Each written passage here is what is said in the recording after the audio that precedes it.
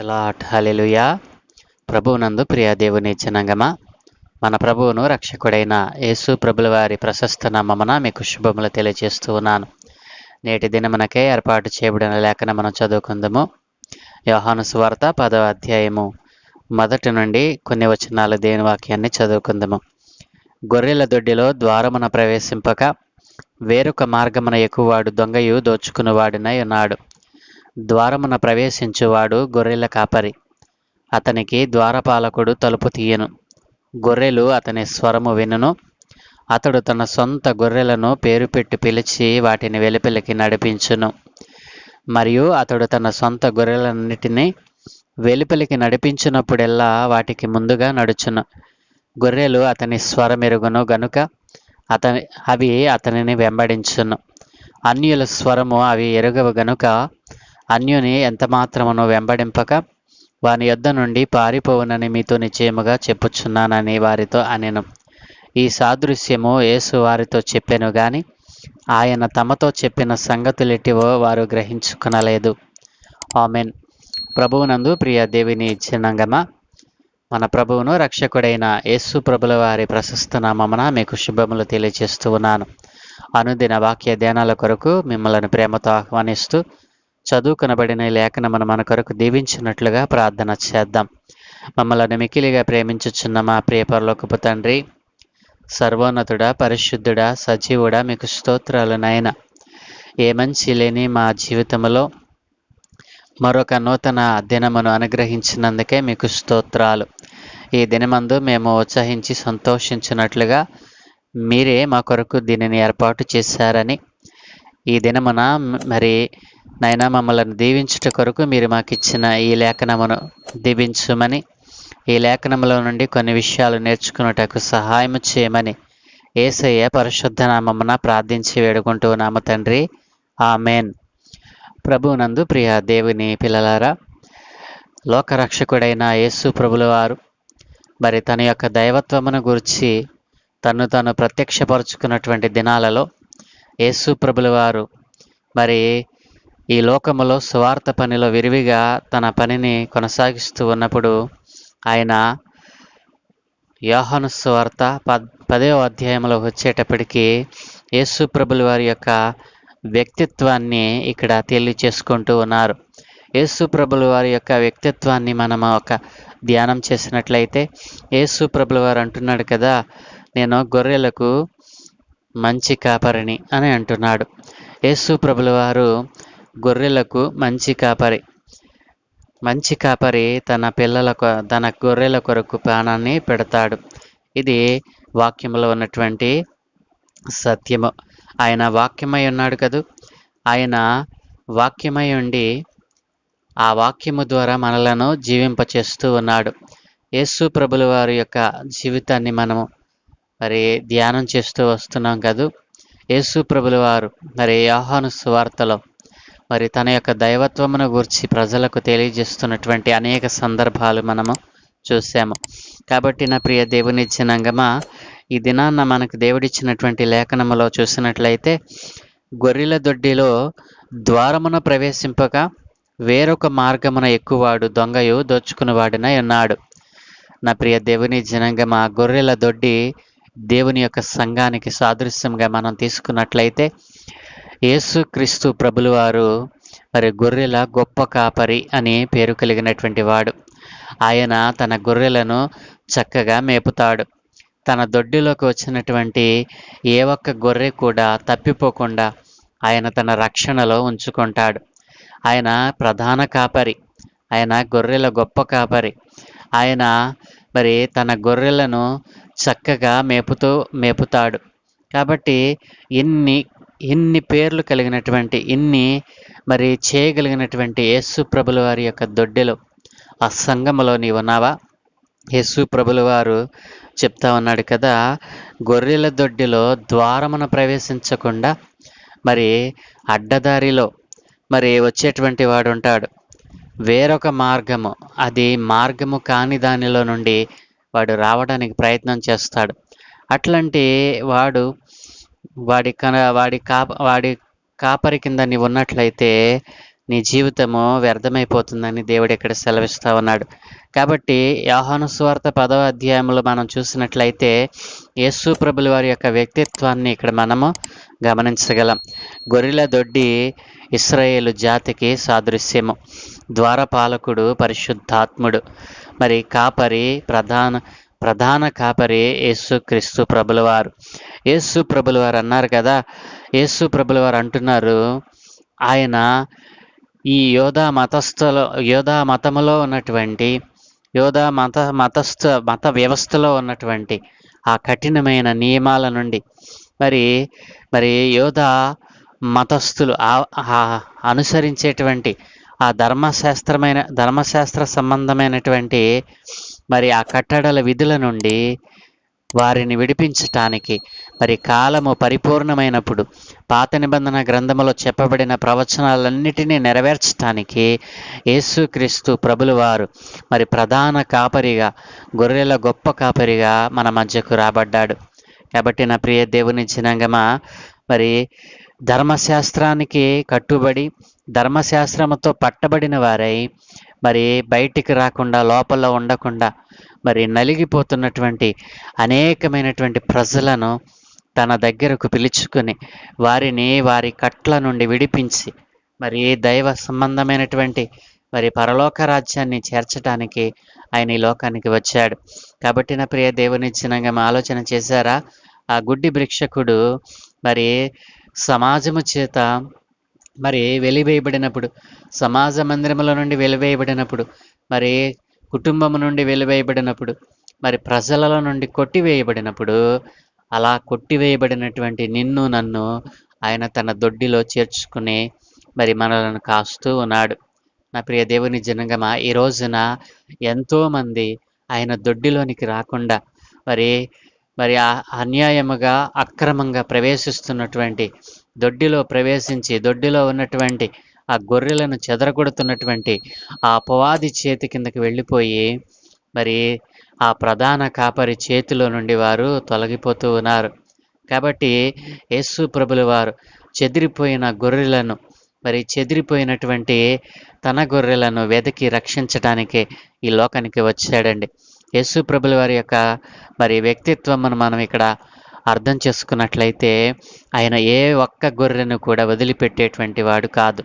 కాబట్టి ఆయన దొడ్డిలోనికి రాకుండా, ఆయన దొడ్డిలో ఆయన స్వరము విని, ఆయన మాటలు, ఆయన బోధలయందు మనస్సు ఉంచినటువంటి ప్రతి గొర్రె మరి ఈ రోజున క్షేమముగా మరి ఏ విధమైనటువంటి భయం లేకుండా జీవిస్తూ ఉన్నాయి.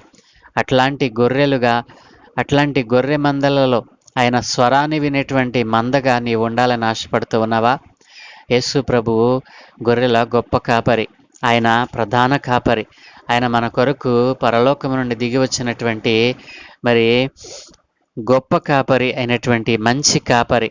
అలాంటి మంచి కాపరి చేతి కింద ఉండకుండా, ఆయన స్వరమును వినకుండా, ఆయన స్వరాన్ని ఆయన యొక్క కాపరి చేతి కింద ఉండకుండా తప్పిపోతూ ఉన్నావు కదా. గొర్రెల గొప్ప కాపరి అనేటువంటి యేసయ్య చెంత నీవు లేకపోతే నీకు ప్రమాదం, బయట చాలా ప్రమాదకరమైన పరిస్థితులు నీకు సంభవిస్తాయి. కాబట్టి ఆయన అడుగుతున్నాడు కదా, మరి ప్రధాన కాపరి ప్రత్యక్షమైనప్పుడు మీరు వాడబారని మహిమ కిరీటం పొందుతారు. ఆయన మనకు ప్రధాన కాపరిగా ఉండటానికి గల ముఖ్య కారణం ఏంటంటే ఆయన మనకు మహిమ కిరీటం ఇవ్వబోతూ ఉన్నాడు. ఆయన మరలా రాబోతూ ఉన్నాడు. ఆయన దొడ్డిలో ఎవరైతే ఉండరో, ఆయన దొడ్డిలో ఎవరైతే నివాసము చేయరో, ఆయన స్వరాన్ని ఎవరైతే వినరో వారికి ఈ మహిమ కిరీటం అనేటువంటిది మరి కోల్పోతారని దేవుడు చెప్తా ఉన్నాడు.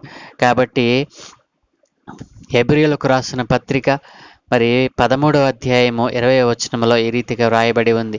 గొర్రెల గొప్ప కాపరి అయినటువంటి యేసు అను మన ప్రభువును నిత్యమైన నిబంధన సంబంధమగు రక్తమును బట్టి మృతులలో నుండి లేపిన సమాధానకర్త దేవుడు మనకున్నాడు. కాబట్టి మన దేవుడు గొర్రెల గొప్ప కాపరి. ఆయన దొడ్డిలో నీవు ఉన్నట్లయితే ఆయన స్వరాన్ని నీ వింటావు.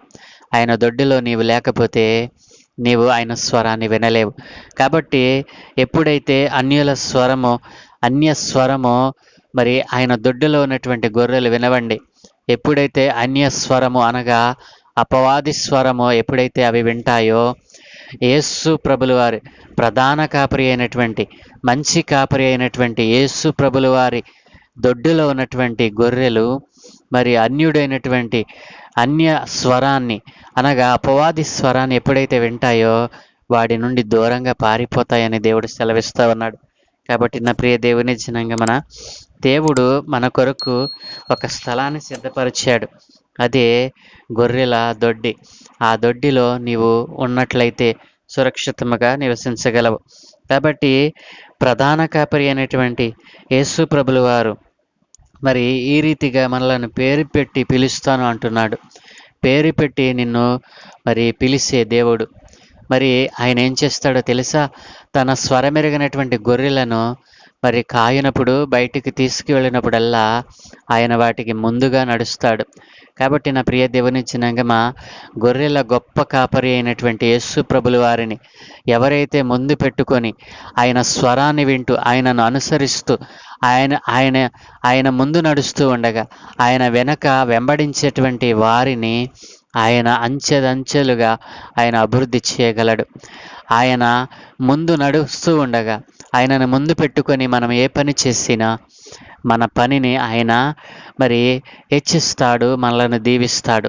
కాబట్టి నీవు ఏ పని చేసినా గొర్రెల గొప్ప కాపరి అయినటువంటి యేసయ్యను ముందు పెట్టుకొని నీవు ప్రారంభించినట్లయితే, అది ఉద్యోగమైనా, అది ఇల్లు కట్టడానికి నీవు పూనుకున్నా, నీవు ఏ పని చేసినా యేసు ప్రభుల వారిని ముందు పెట్టుకొని నీవు ఆ పనిని ప్రారంభించినట్లయితే ఆయన గొప్ప కాపరిగా, ఆయన మరి అభివృద్ధి చేసేటువంటి ఆయన యొక్క శక్తిని మనం అనుభవించేటువంటి అనుభవంలోనికి మనం వెళతాం. ఎప్పుడైతే యేసయ్యను ముందు పెట్టుకొని మనం పనిని ప్రారంభిస్తామో ఆ పని సఫలత అవుతుంది. కాబట్టి యేసు ప్రభుల వారిని ముందు పెట్టుకొనకుండా అన్య స్వరాన్ని వింటూ మరి దేవుని దొడ్డిలో లేకుండా నీవు విచ్చలవిడిగా ఈ లోకమనే దొడ్డిలో, ఈ లోకములో నీవు కలిసిపోయి తిరుగుతూ ఉండి మరి యేసు ప్రభుల వారిని ముందుంచుకొనకుండా, ఆయనను అసలు జ్ఞాపకమే చేసుకొనకుండా నీవు ఒకవేళ బ్రతుకుతున్నావా, ఈ రోజున నీకు అనేక ప్రమాదాలు పొంచి ఉన్నాయి. కాబట్టి ఎవరైతే ఆ ప్రధాన కాపరి, మంచి కాపరి అయినటువంటి యేసయ్య స్వరాన్ని విని ఆయన దొడ్డిలో నివాసం చేస్తూ ఆయన నడిపిస్తూ ఉండగా ఆయనను వెంబడిస్తూ ఉన్నటువంటి ఏ గుర్రైతే ఆయనను వెంబడిస్తుందో వారికి మరి దీవెన, ఆశీర్వాదాలు కలుగుతాయి, క్షేమము కలుగుతుంది. ఈ లోకములో ఏ అపాయము కానీ, ఏ ఉపద్రవము కానీ వారి మీదకి రాకుండా మరి కాపాడబడతారు. కాబట్టి ఈ రోజున ఆయన దొడ్డిని వదిలి తిరుగుతున్నావా? మరి వెలివేసినటువంటి గ్రుడ్డివాణిని చేర్చుకున్నటువంటి యేసయ్య నిన్నును చేర్చుకోవడానికి ఇష్టపడుతూ ఉన్నాడు. కాబట్టి ఎంతకాలము నీవు తప్పి తిరుగుతావు? ఆ దొడ్డిలోనికి వస్తే నేను సురక్షితమని తెలిసి కూడా ఆ దొడ్డి అనేటువంటి సంఘములో నీవు చేర్చబడకుండా, సంఘములో సభ్యునిగా ఉంటూ మరి దొడ్డిలో నుండి తప్పిపోతూ ఉన్నావా? మరి దొడ్డిలోనికి ద్వారము ద్వారా ప్రవేశించేవాడే మరి సొంత కాపరి, మంచి కాపరి. మరి ద్వారమున కాకుండా వేరొక మార్గం వచ్చేవాడు దోచుకునేవాడును దొంగయునై ఉన్నాడు. కాబట్టి ఆ దొంగయును దోచుకునేవాడినైనటువంటి వాడి కబంధ హస్తాల్లో నీవు పడినట్లయితే నిన్ను తనకిష్టం వచ్చినట్లుగా నలిపివేస్తాడు. కాబట్టి ఆ రీతిగా నీవు నలిగిపోకుండా మరి మంచి కాపరి అయినటువంటి, గొర్రెల గొప్ప కాపరి అయినటువంటి యేసయ్య చేతుల కింద నీవు ఉండాలని, ఆయనను ముందు పెట్టుకొని నీవు ఆయన వెనక వెంబడించాలని, ఆయనను అనుసరించాలని ఆయన ఆశపడుతూ ఉన్నాడు. కాబట్టి నీవు ఏ దొడ్డిలో ఉన్నావు? అపవాది దొడ్డిలో ఉన్నావా? యేసయ్య దొడ్డిలో ఉన్నావా? నిన్ను నీవు పరీక్షించుకొని ఆయన దొడ్డిలో ఉంటే నీకు సురక్షితం, ఆయన దొడ్డిలో లేకపోతే నీకు ప్రమాదం. కాబట్టి ఏ దొడ్డిలో ఉండాలని ఆశపడుతున్నావో ఇప్పుడే నీవు నిర్ణయం చేసుకొని ఈ చిన్న ప్రార్థనలో ఏకీభవించు. మమ్మల్ని మిక్కిలిగా ప్రేమించుచున్న మా ప్రియ పరలోకపు తండ్రి, సర్వోన్నతుడా, పరిశుద్ధుడా, మీకు స్తోత్రాలు నాయన. ఈ దినమందు మీరు మాకు ఇచ్చినటువంటి ఈ మంచి సమయాన్ని బట్టి మీకు వందనాలు నాయన. అయ్యా, ఈ ఉదయకాలమున ప్రభువా మీరు తెలియచేశారు నాయన, వెలివేసినటువంటి గుడ్డివాణిని అయ్యా నీవు నీ దొడ్డిలో చేర్చుకున్నావు. ఎలాగున ఎంతోమంది నాయన వెలివేయబడి మరి అనేకమైనటువంటి అపవాది తంత్రముల చేత మరి కొట్టివేయబడి లోకములో పడిపోయిన స్థితిలో ఉన్నారు నాయన. అలాంటి పడిపోయిన లేవలేని స్థితిలో ఉన్న వారందరినీ మీరు ఆదరించి నీ దొడ్డిలో చేర్చుకొని నీవు స్వాంతన కల్పిస్తూ ఉన్నావు నాయన. అయ్యా, నీ దొడ్డిలో వచ్చిన వారికి ఎంతో ఆనందము, సంతోషము, ఏ విధమైనటువంటి ఉపద్రవం వచ్చినటువంటి భయం లేకుండా వారు బ్రతకగలరు. కాబట్టి నా తండ్రి, ఈ రోజున నాయన అలాంటి నిర్ణయం చేస్తున్న నీ బిడ్డలను మీరు దర్శించమని అడుగుతున్నాను నాయన.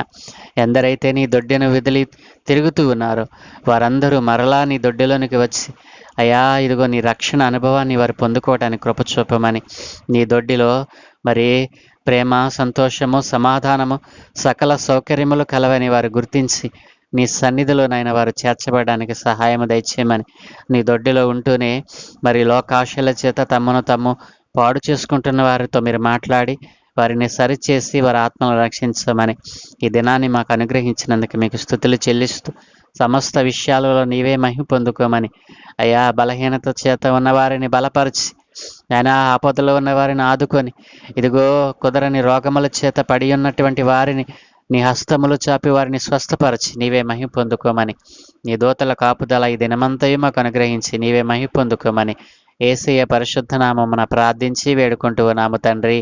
Amen, amen, amen.